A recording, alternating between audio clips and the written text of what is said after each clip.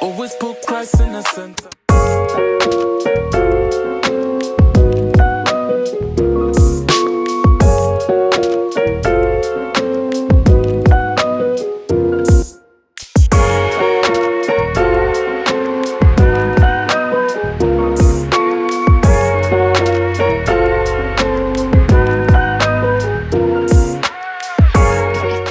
So these are the nails that I'm starting out with. She did have a previous set on, and I asked her to remove all of her nails before she came to get her nails done again.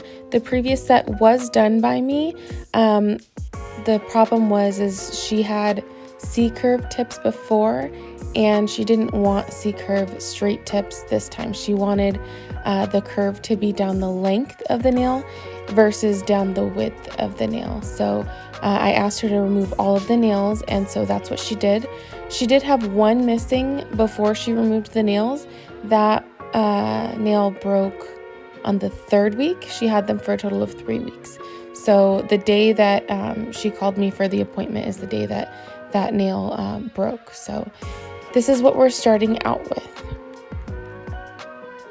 So I'm going to go ahead and start by filing the surface of the nail. She did have a little bit of residue from the previous set, so I'm removing that in addition to roughing up the surface of the nail. I'm not pressing deep into the natural nail.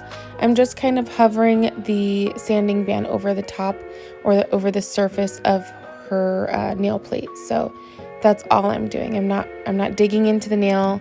I'm not making any rings of fire, none of that. I'm just removing the shine from the surface and any debris that may be left over from the previous set. Now I'm going to go ahead and clip her fingernails. She did let me know that when she removed her nails previous to this, she used nail clippers and a nail file, but she said she wasn't able to get any of the free edges to be straight. So I'm going ahead and removing any excess by clipping corner, and then center, and being very careful not to cut that hyponychium, which is the skin beneath the free edge on the tip of the finger. So if you can see, I am using a special technique that I like to do.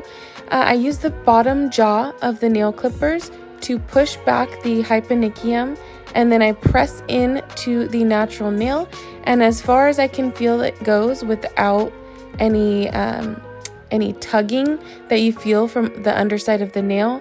That's as far as I'll go, and then that's how I know where I can cut. You can't always rely on the smile line of the natural nail to distinguish where you're gonna cut. Sometimes the hyponychium grows past that, especially if the person wears nails on a regular basis. The hyponychium will start to grow higher up on the nail, but the smile line will still stay low.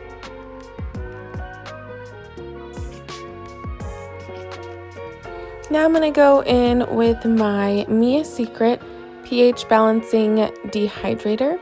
I like to do 2 coats on both hands, but I'll do 1 coat on one hand, then go back and do the second coat on that same hand, and then I'll go through and do the second hand twice.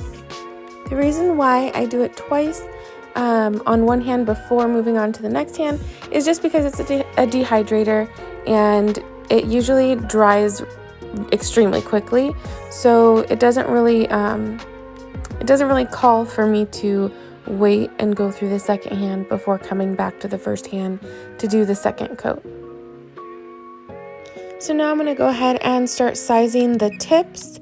I'm just going to take the tips from the box and size them to her finger. If I do take one out, size it to her finger, and it does not fit, I make sure to dispose of that tip. So getting a good eye for tip sizing is key here.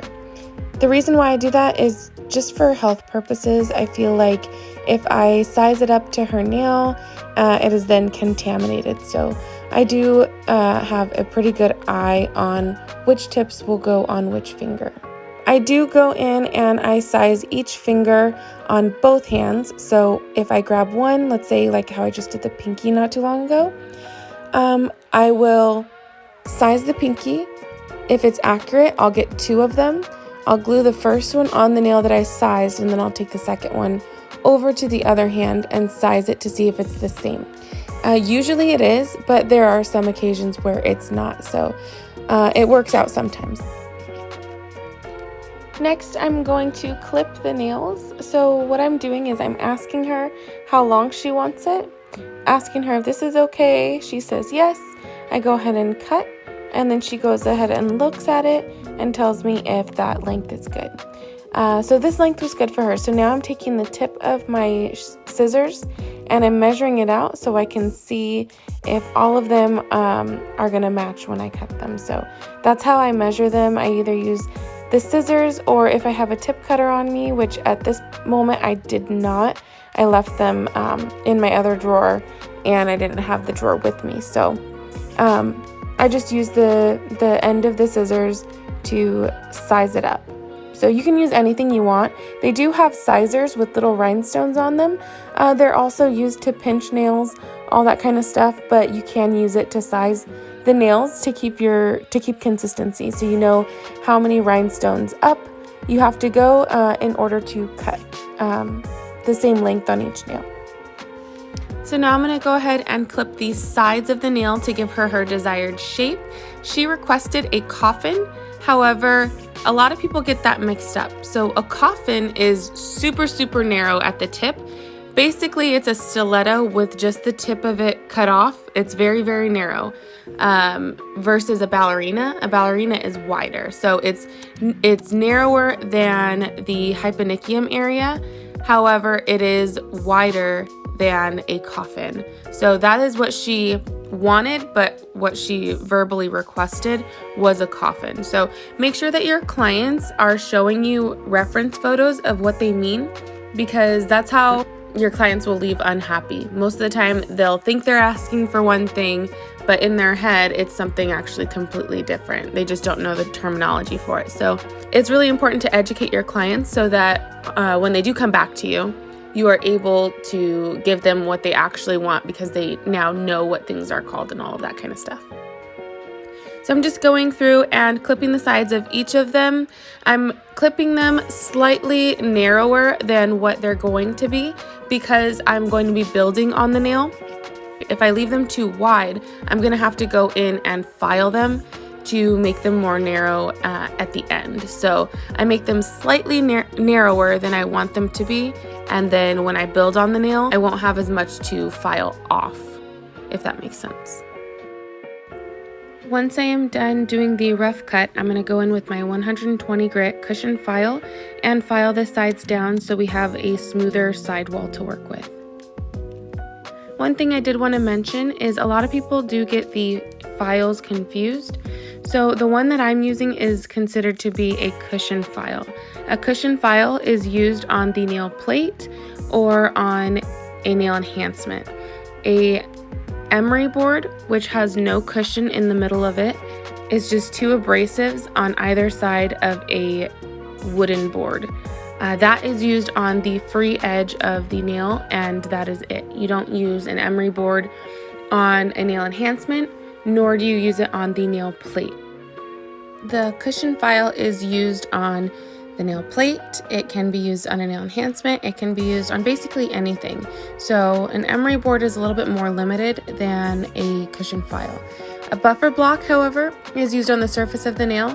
You can also use it on the free edge, but what it's used for is to smooth things out. So you're not really going to need a coarse grit abrasive buffer block for really any purpose, when you could have a coarse abrasive cushion file instead. The cushion file has a little bit more structure than a buffer block, and in order to remove bulk, which is what the coarse grit is for, you'll need something with a little bit more structure.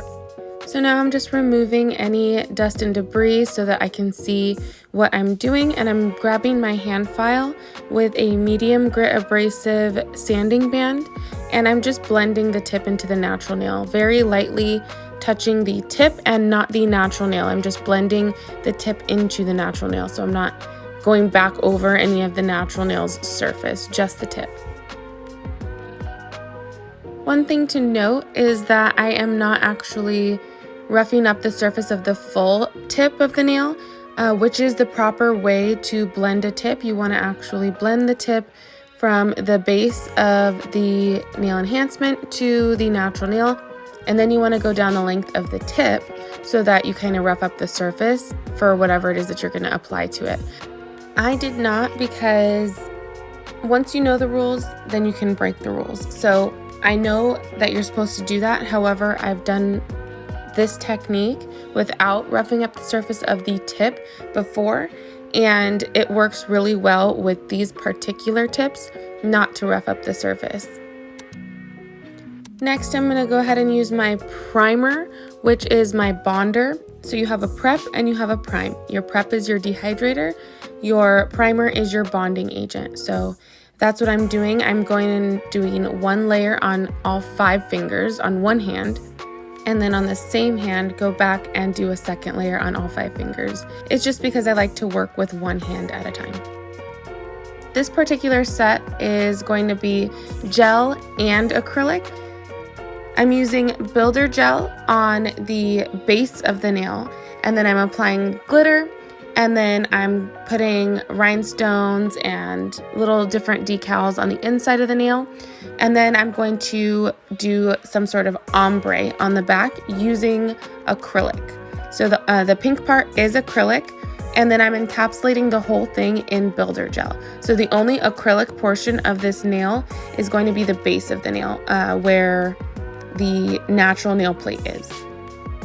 For the remainder of the video, I'm not going to explain anything else because this video was particularly to show you guys how to prep a hand before applying any sort of acrylic or gel or whatever it is that you're doing. So I'm just going to let the video run. I hope you guys enjoy it. My camera did die in the middle of it, so unfortunately it didn't record any of the application of the pink portion where I'm ombreing the pink into the glitter, but you'll be able to see the finished product. Let me know in the comments if you want to see a video on how to ombre acrylic into gel, and then how to encapsulate that with either acrylic or with gel, either one. Just let me know, and I'll be sure to get that video up to you guys. Thank you guys so much for watching. I hope to see you guys in the next one. Don't forget to like, comment, and subscribe, and I'll see you guys soon.